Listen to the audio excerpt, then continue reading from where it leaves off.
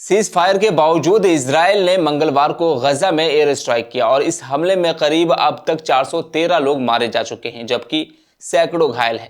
इन हमलों से पहले इजराइल एयरफोर्स के एक पायलट ने एयर स्ट्राइक करने से क्यों मना कर दिया और नेतन्याहू को लेकर इजरायली नागरिकों के अंदर क्यों गुस्सा फूट रहा है, ये सब आपको इस वीडियो में बताएंगे, तो बने रहिए वीडियो के आखिर तक। ऑब्जर्वर पोस्ट हिंदी देख रहे हैं आप, मैं हूं आपके साथ मोहम्मद उसामा। इजराइल ने गजा में फिर से हवाई हमले शुरू कर दिए हैं, जिसमें अब तक 413 लोग मारे जा चुके हैं, जबकि सैकड़ों घायल हैं। इस हमले के साथ ही 19 जनवरी को गजा और इजराइल के बीच हुआ 2 महीने पुराना सीज फायर टूट गया है, जो दिखाता है कि एक बार फिर युद्ध शुरू होने के कगार पर है। न्यूज एजेंसी रॉयटर्स की रिपोर्ट के मुताबिक इजराइल एक बार फिर जमीनी आक्रमण की योजना बना रहा है, जो कि गजा में ये इजरायली सैनिकों की वापसी का संकेत है। वॉल स्ट्रीट जर्नल की रिपोर्ट के मुताबिक राष्ट्रपति डोनाल्ड ट्रंप ने इजराइल को हमास पर हमले शुरू करने की हरी झंडी दे दी है। वहीं इस हमले के बाद हमास का कहना है कि नेतन्याहू का फिर से युद्ध शुरू करने का फैसला इजरायली बंधकों के लिए मौत की सजा की तरह है। इस हमले के बाद हमास की कैद में मौजूद लगभग 59 इजरायली बंधकों की रिहाई को लेकर मुश्किलें पैदा हो गई हैं। दूसरी तरफ इजरायली फोर्सेज ने लोगों को पूर्वी गजा खाली करने का आदेश दिया है। इजरायली प्रधानमंत्री बेंजामिन नेतन्याहू ने कहा कि उन्होंने ये हमले इसलिए कराए क्योंकि सीज फायर पर हो रही बातचीत आगे नहीं बढ़ रही थी। नेतन्याहू कई बार फिर से जंग शुरू करने की धमकी दे चुके हैं। वहीं इजराइल के रक्षा मंत्री ने भी चेतावनी दी है कि अगर बंधकों को रिहा न किया गया तो गजा में नरक के दरवाजे खोल देंगे। हमास ने इजरायली हवाई हमलों को सीज फायर का उल्लंघन बताया है।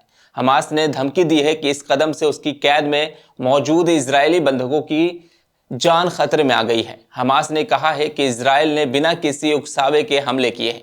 इजराइल ने पिछले 2 हफ्तों से गजा में मानवीय सहायता पर रोक लगा रखी है, जिसको लेकर के हमास ने मांग की है कि सीज फायर समझौते में बदलाव स्वीकार करे। दूसरी तरफ गजा में एयर स्ट्राइक से पहले इजराइल के अमानवीय बर्ताव को देखते हुए इजराइल एयरफोर्स के एक रिजर्व नेविगेटर यानी कि एक पायलट ने एयर स्ट्राइक करने से इनकार कर दिया।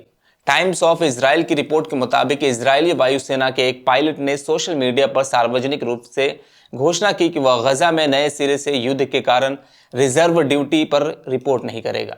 उसके बयान के बाद इजरायली वायुसेना ने उसे सेवा से बर्खास्त कर दिया। एलोन गुर के रूप में पहचाने जाने वाले पायलट ने अपने पोस्ट में कहा कि उसने अपने सुपरवाइजर को सेवा जारी न रखने के अपने फैसले के बारे में सूचित कर दिया था, ये घोषणा करते हुए कि इजरायली सरकार ने एक सीमा पार कर ली है।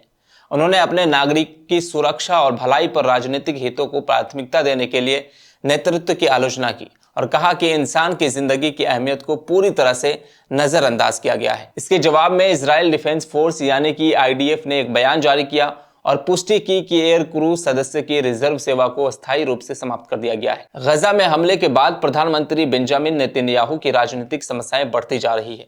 भ्रष्टाचार के मुकदमे में उनकी अदालत कार्यवाही, शिन बेट घरेलू खुफिया सेवा के प्रमुख को बर्खास्त करने को लेकर नागरिकों में भारी गुस्सा है और गजा में युद्ध विराम को समाप्त करने के लिए उनकी सरकार के बाहर और अंदर से दबाव है।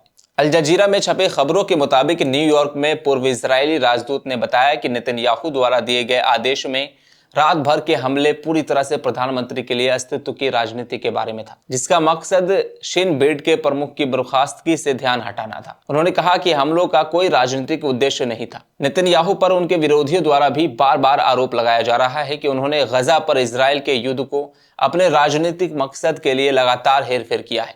जो बाइडेन ने भी जून में एक प्रेस कॉन्फ्रेंस में ऐसा ही सुझाव दिया था। उन्होंने कहा कि लोगों के पास निष्कर्ष निकालने के लिए हर कारण है कि नेतन्याहू राजनीतिक कारणों से युद्ध को लंबा खींच रहे थे। उधर गजा में बंद इजरायली बंदियों के परिवार का मानना है कि युद्ध जारी रखना और 2 महीने के युद्ध विराम को एक तरफा तरीके से समाप्त करना नेतन्याहू और उनकी सरकार को विवाद में डाल देता है। सितंबर 2024 में गजा के रफा में एक सुरंग से 6 इजरायली बंधकों के शव मिलने के बाद से इजराइल समेत कई देशों में प्रधानमंत्री बेंजामिन नेतन्याहू के खिलाफ लोगों का गुस्सा भड़का।